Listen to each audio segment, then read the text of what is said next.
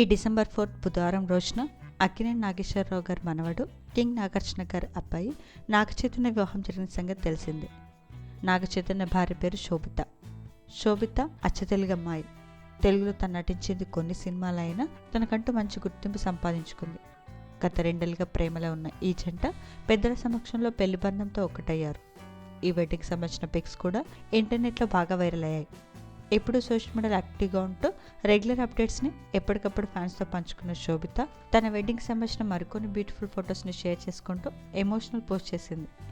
ఈ పిక్స్ ప్రస్తుతం నెటిజన్లు బాగా ఆకట్టుకుంటున్నాయి. శోభితల వెడ్డింగ్ లేటెస్ట్ బ్యూటిఫుల్ మూమెంట్స్ని మనం ఈ వీడియోలో చూసేద్దాం.